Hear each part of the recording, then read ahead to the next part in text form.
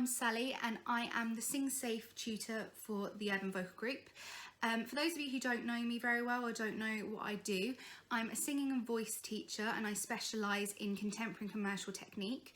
I also help singers who injure their voices to recover.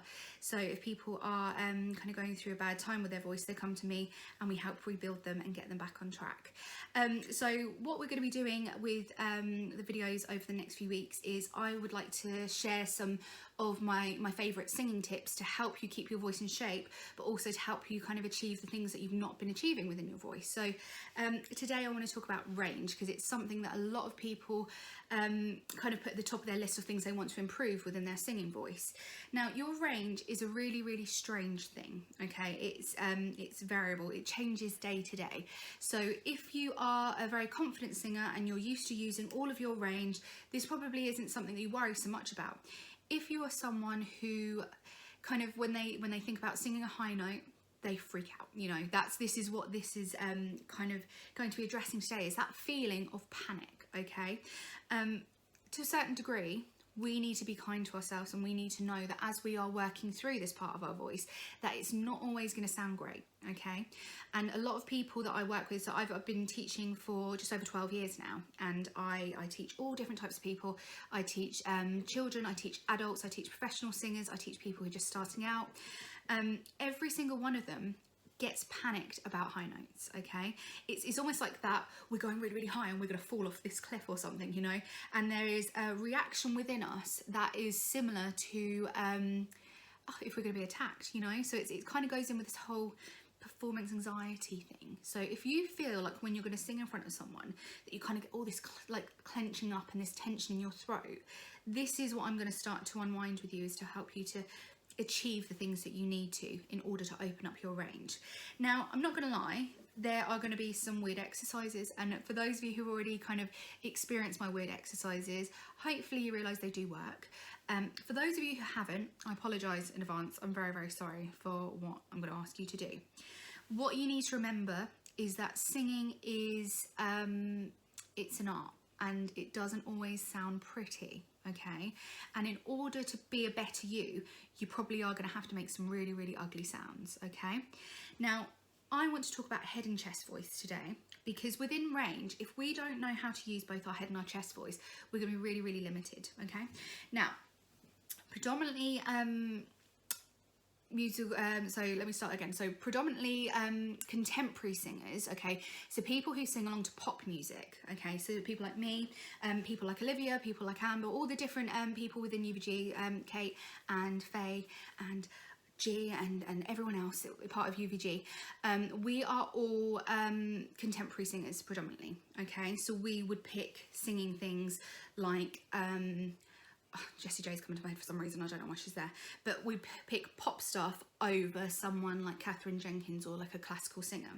And there are certain things that happen within contemporary singing that make them sound different to classical style, okay? If you were a classical singer, you would sit mainly in your head voice, okay? And your head voice sounds like this. You've got E-A-O, which is a little bit softer. And then you've got your chest voice, which is like O, A, all of those types of sounds, okay?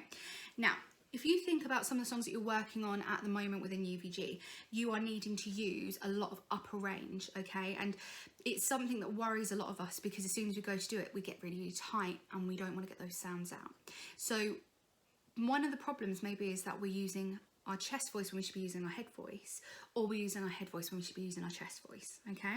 So I'm going to introduce you to both of these and why they're so important. Okay, so this warm-up here is based on a female voice, and I will tell you where it is for a guy. So a guy whose voices are broken. So if your voice hasn't broken yet, then you're going to be sat within my key where I'm singing. If your voice is broken, then you'll be down over here. Okay. So what we're going to do is we're going to do some Ma's first, and we're going to start with ma ma ma ma ma, and I want you to get your best darkest voice that you can, and it's going to be nice and boomy, so it doesn't sound like this. It sounds like like this. So ma, ma, ma, ma. So we're getting nice strong sounds. It's a little bit speechy, and this is going into our chest voice. Now the reason why we call it our chest voice is because that's where it feels like it booms, okay? So it feels like all the sound is buzzing around there.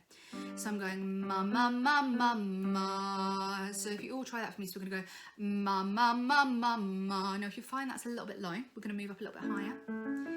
Ma, ma, ma, ma, ma. And I want you to get nice power out with that. So try not to hold anything back. We want this to be loud. We want it to be strong. It doesn't matter if it doesn't sound great. It doesn't matter if it's cracking or breaking. What matters is you giving it a go, okay? Then we're gonna move it to here, ma, ma, ma, ma, ma. And as we get higher, I want you to think everything needs just a little bit more energy. If we're keeping the same energy as what we are down here, as what we are up here, it's not gonna work, okay? So as you're moving up, so think, as I'm moving up, I need a little bit more energy each time, okay? So we're gonna go, ma, ma, ma, ma, ma, ma, ma, ma, ma, ma, ma, ma, ma, ma, ma. Ma, ma, ma, ma, ma. So I'm putting that energy in each time. Now for a lot of you that feels quite comfortable and that's where you want to be. When we get to here is where everything's going to start to feel a little bit strange. It's going to start to tighten up, or it might feel like you need to do something different. And when you get that feeling, I want you to then go to this really, really silly voice. If you could do head voice, that's great.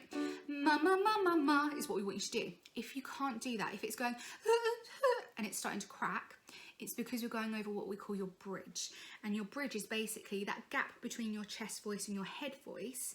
So we said earlier about chest voice being the boomy sound here. Your head voice is the really sweet na, na, na, na, na sound up here. We call it head and chest voice because that's where we feel the buzzing from it, okay, the way we feel the resonance.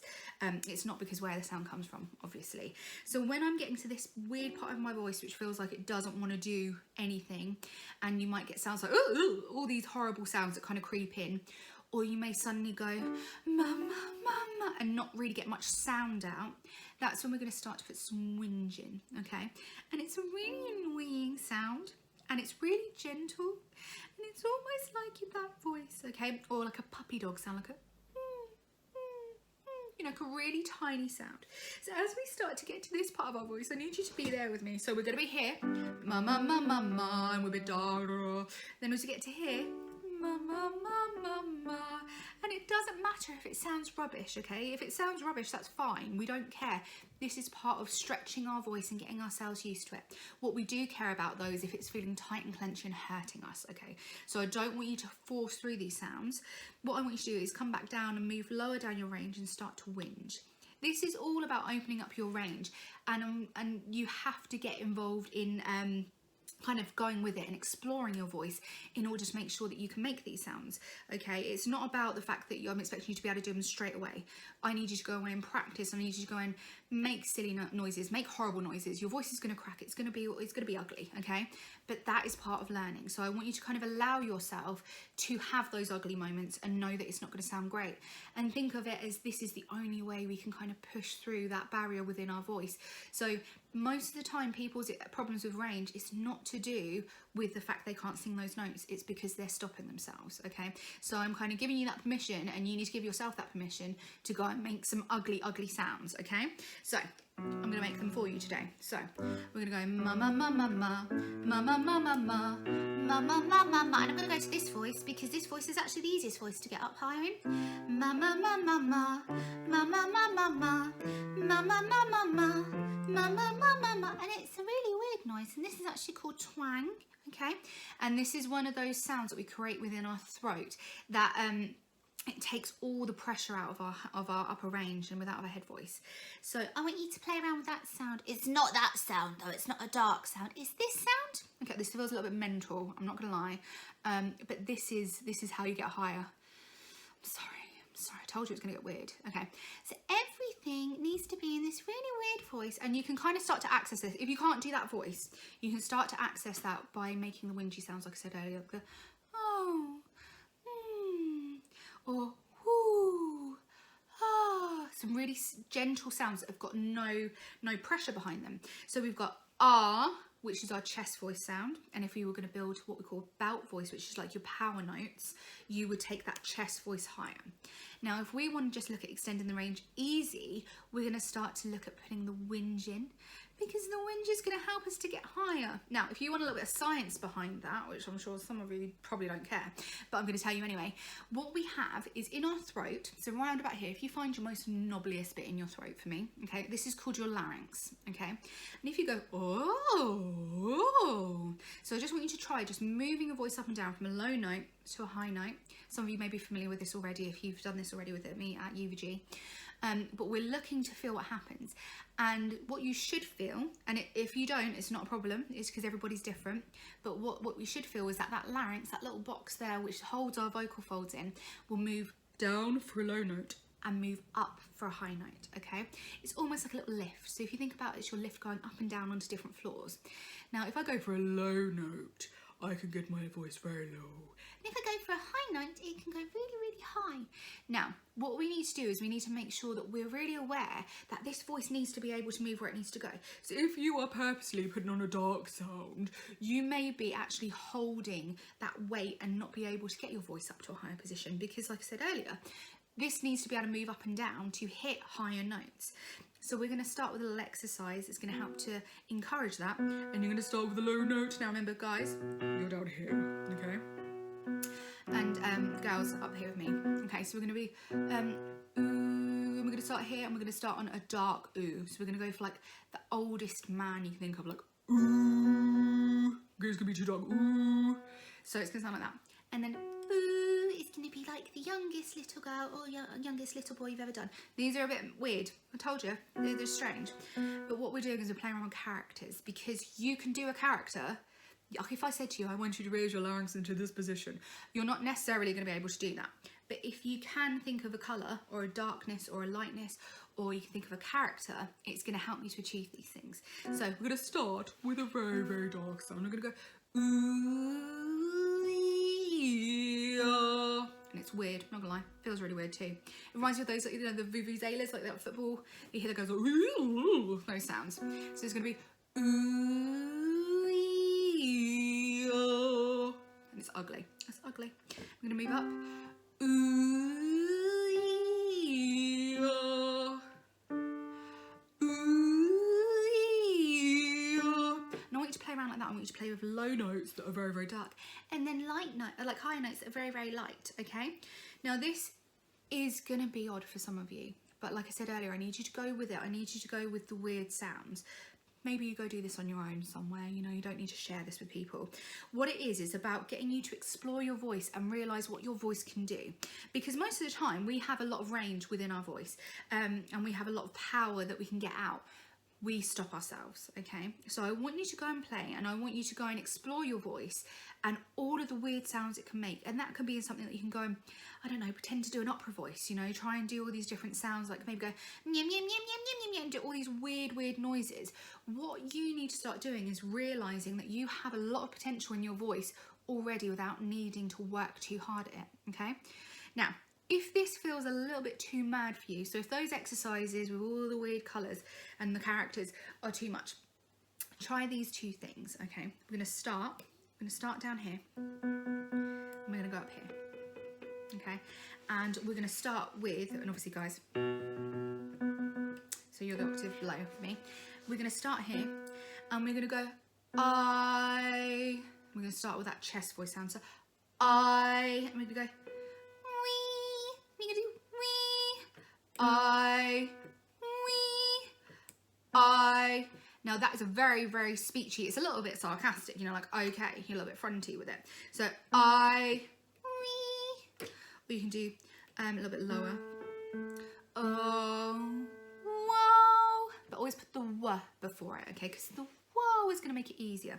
If you feel like those notes are too high, we can start to bring it down. This is all stuff you can just do, you don't need a keyboard for, and you don't need to follow me to do it. You can just do it for yourself. You can do something like,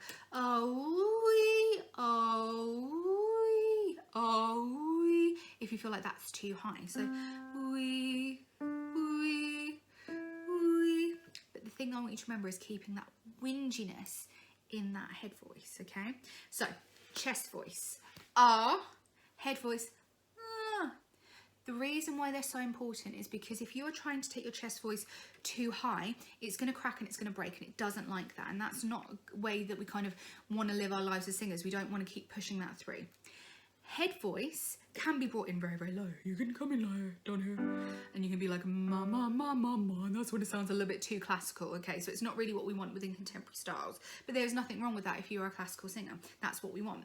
Now, as you move up throughout your range, you need to think, you need to relax, you need to not work so hard. You need to give yourself energy, but you can't push and strain. Now, I'm going to go into this a little bit more in depth, and I'm going to carry on giving you some more of my exercises on how to extend your range.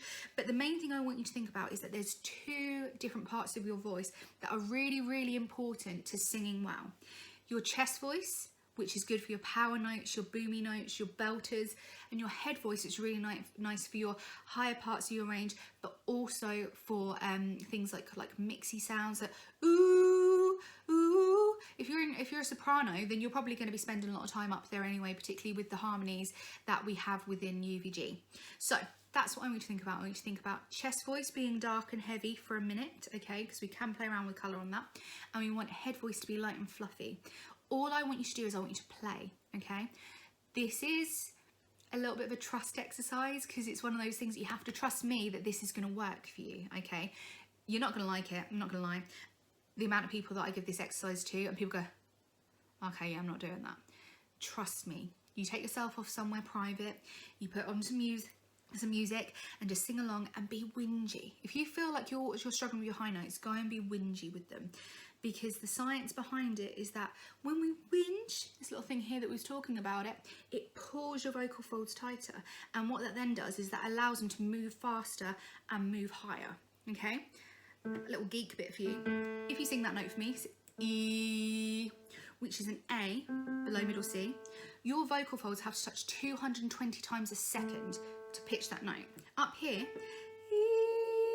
440 times a second, and it doubles for every octave, so every octave on that keyboard. So in order to be able to sing higher, we need to be light, and it needs to be thinner, and it needs to not be pressured, because otherwise you're not going to get that sound out. So that's the reason why. Hopefully you found that interesting, helpful.